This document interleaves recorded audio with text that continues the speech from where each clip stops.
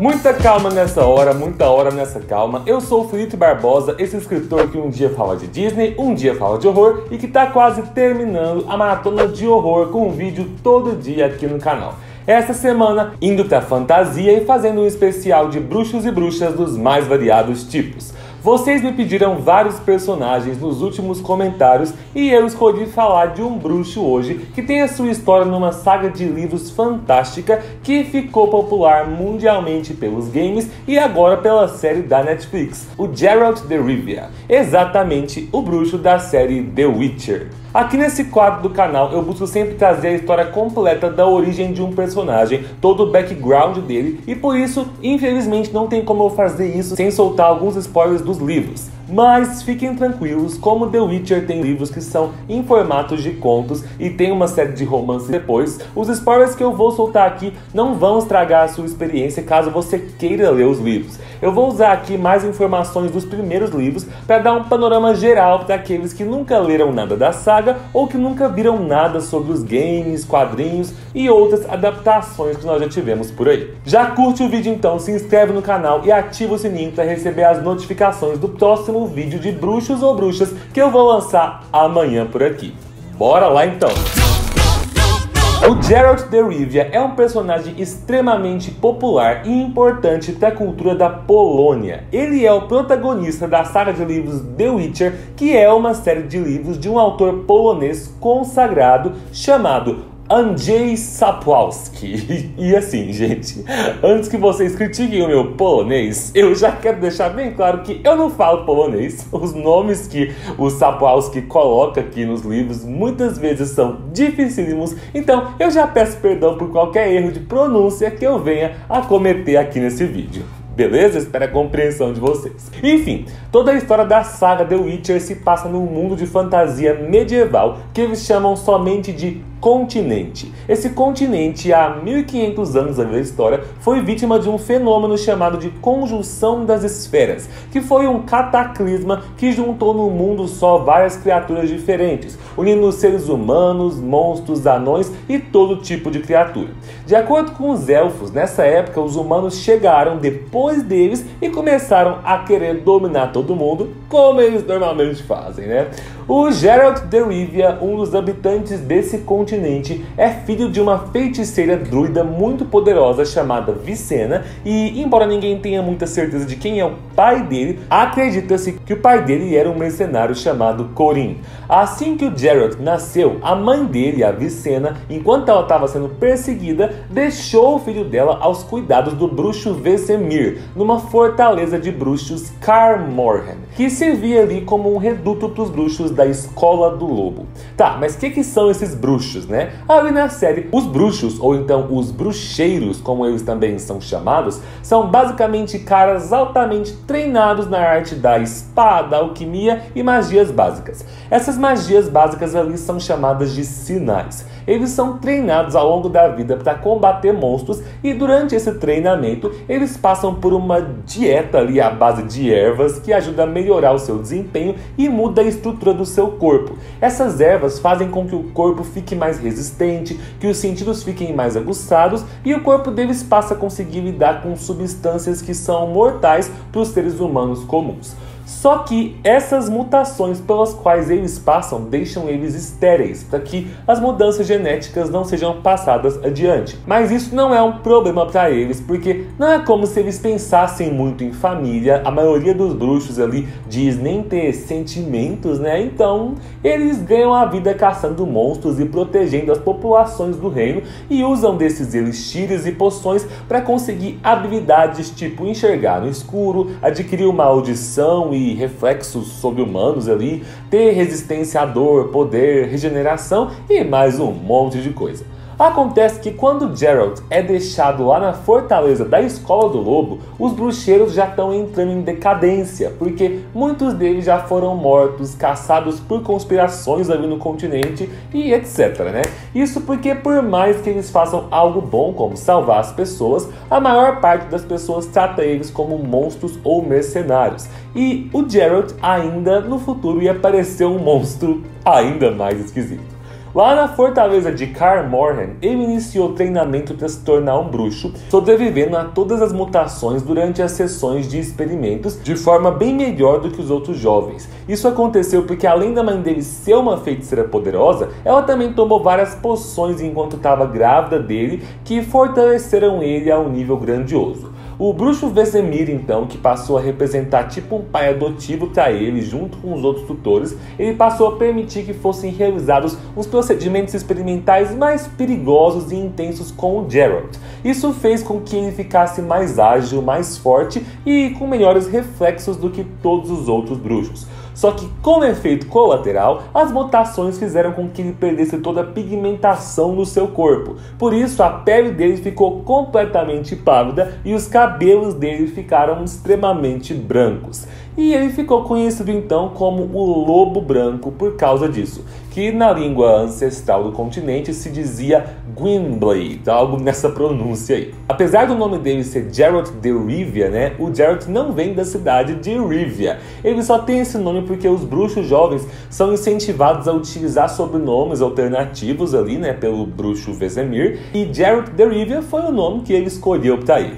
Depois de completar o treinamento dele de bruxo, o Geralt ganhou o seu medalhão do lobo, que carrega ali o símbolo, né, de Kaer Morhen, e saiu para o mundo aí no seu cavalo chamado Plotka, mas que o fandom do Brasil conhece mais como Carpeado, principalmente pelos games. O Geralt dá sempre o mesmo nome para o cavalo, mesmo quando ele troca de cavalo. Enfim, junto então com o seu cavalo Plotka, ele parte ali para se tornar um assassino de monstros de aluguel profissional.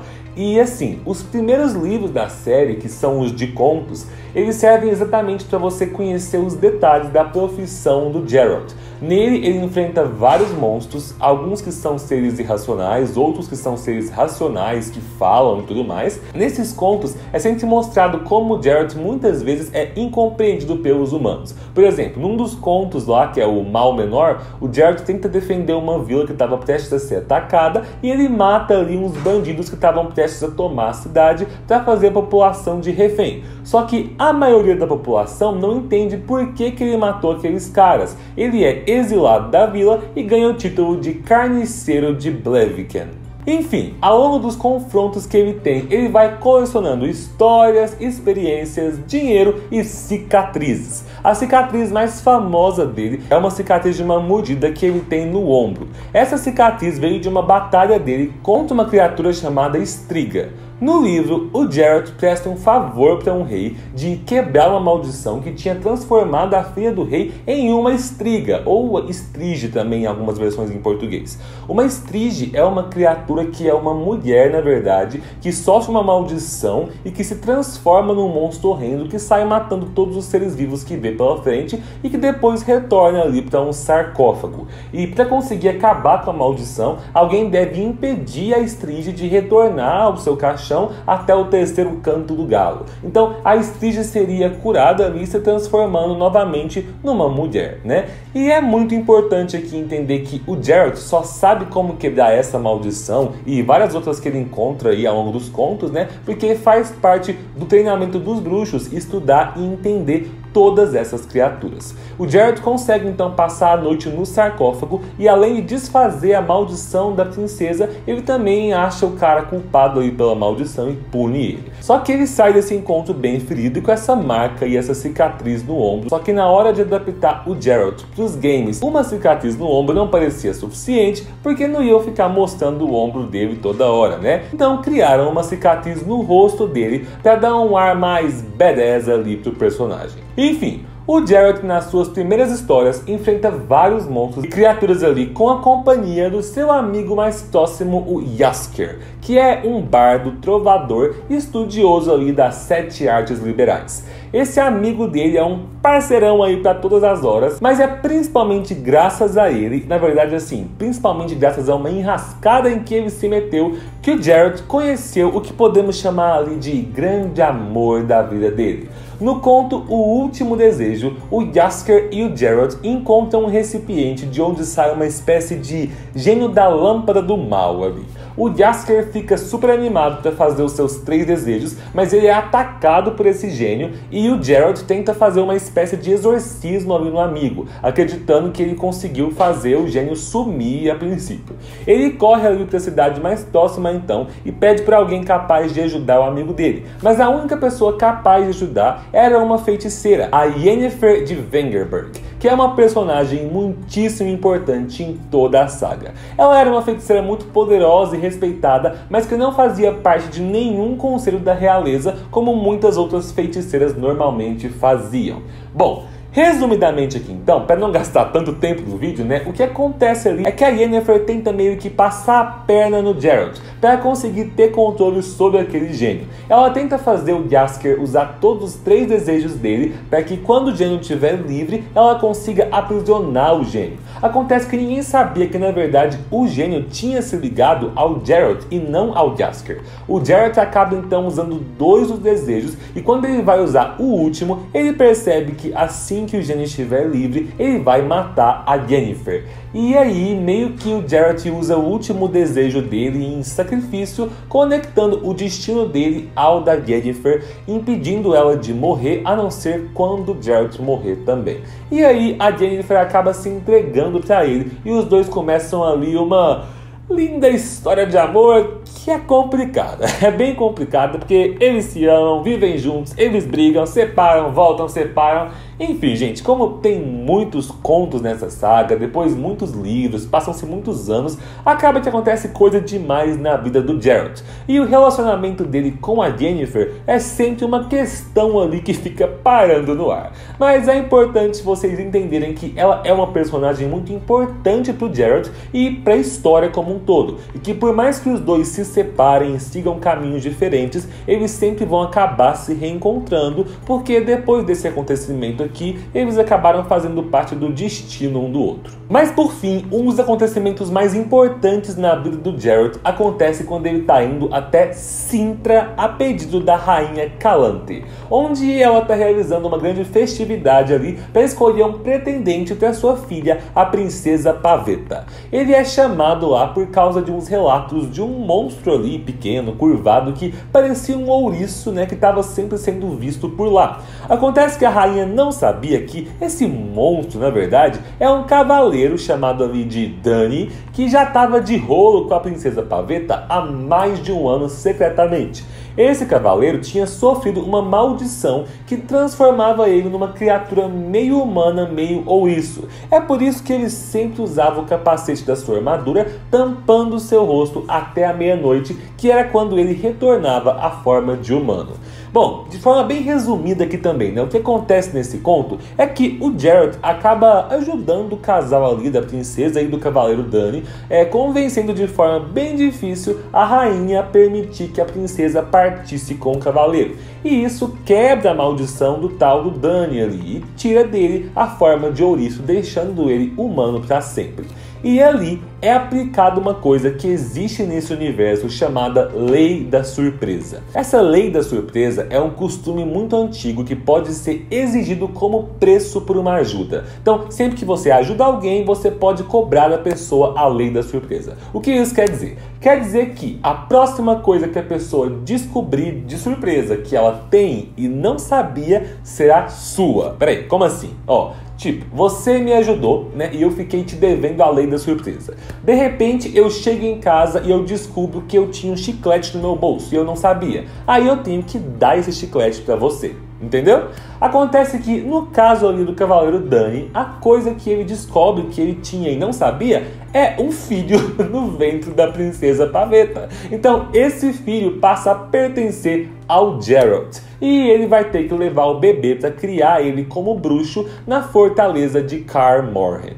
Bom, nasce ali então uma menina que é chamada de Cirilla. E ela passa ali a ser uma menina marcada pelo destino por causa da Lei da Surpresa. Só que o Geralt não aceita ficar com a menina, ele não aceita levar o bebê e vai embora deixando a Cirilla para trás, que é chamada mais só de Ciri ali na série, na verdade. Mas Por mais que o Geralt diga que não acredita em destino, o universo acaba mostrando para ele, com o passar dos anos ali, que o destino existe sim e que ele e essa menina estariam para sempre conectados.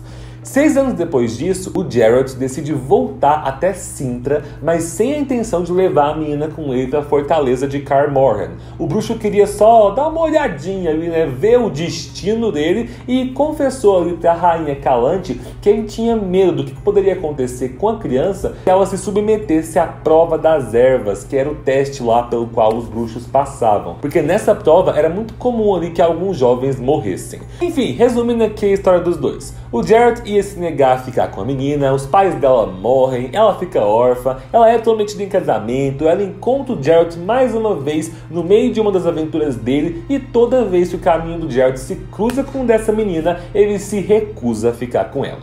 Depois de muita cabeça dura do Geralt, finalmente ele reencontra a Yennefer numa das suas missões, e a feiticeira, quando encontra ele, pede que ele não negue mais o destino dele e vá atrás da criança que foi prometida para ele. O Geralt procura a menina e, depois de muita procura, acaba ficando com ela e adotando ela como uma filha, e leva ela para ser treinada lá na fortaleza de Kaer Morhen como bruxa, e os dois vão construindo uma relação que é bem bonita ali de ver construída.